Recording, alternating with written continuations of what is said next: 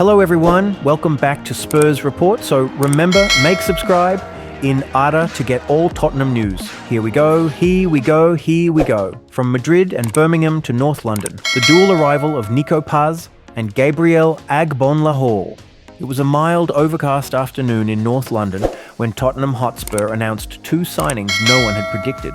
Nico Paz, the 19-year-old Argentine-born midfielder from Real Madrid's Castilla squad, and Gabriel Agbonlahor, the retired Aston Villa striker, making a shock return to football after 6 years away from the pitch.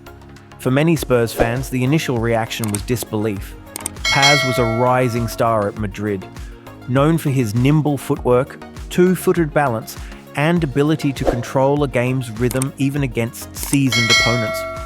In Spain, teammates had spoken about his relentless training habits, the way he stayed behind after drills to practice long-range passes, his soft-spoken but assertive leadership, his knack for anticipating defensive gaps.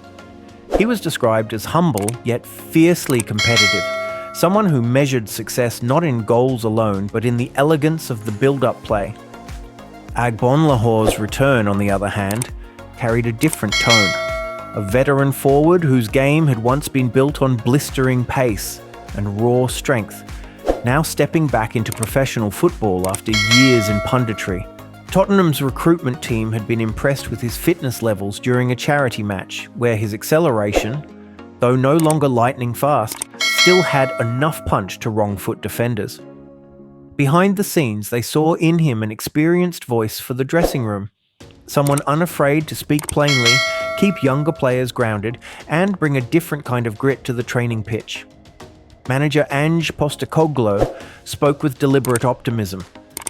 Nico gives us creativity in the middle and a fresh energy, while Gabriel gives us a presence and experience you can't teach.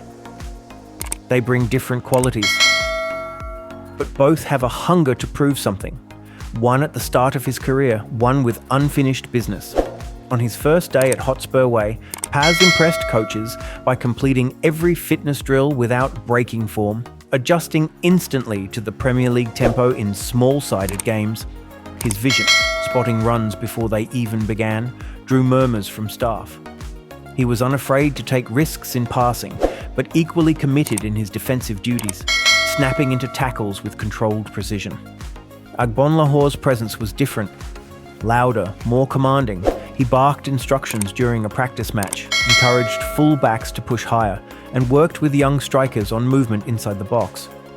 He still had the quick first step and upper body strength to shield the ball, and though his finishing touch was a fraction slower than in his prime, he compensated with a clever positioning and an instinct for when to draw defenders away.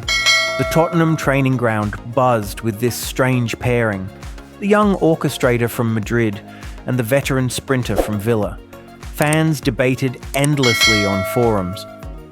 Was this the blend of youth and experience that could lift Spurs higher, or a gamble that would fade by winter? As pre-season matches began, their influence became clearer.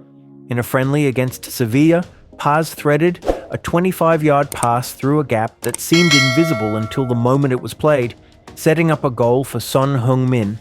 A week later, in a behind-closed-doors fixture with Brentford, Agbonlahor muscled past two defenders to nod in a late winner, wheeling away to celebrate with the same chest-thumping enthusiasm from his Villa days.